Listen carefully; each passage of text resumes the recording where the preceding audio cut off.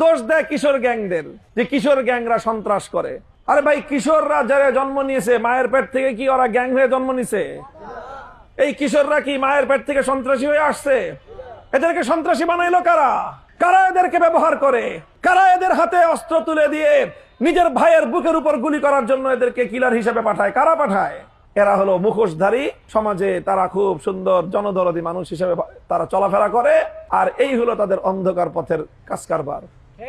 হিসাব করে দেখেন আপনারা, এগুলি কোনো গায়েবী কথা বলতেছি না, এগুলি এই সমাজের বাস্তবতার কথা বলতেছি। দেশের সাধারণ মানুষ অসহায়। আপনি কিছু বলতে যাবেন, আপনার ছেলে আমার ছেলে ওই যে কিশোর গ্যাং, ওকে দিয়ে পাঠিয়ে দিবে পিস্তল দিয়ে, যে ওর বুকের মধ্যে গুলি মেরায়। ওরে কি দিবে? তোরে এক প্যাকেট বাবা দিব।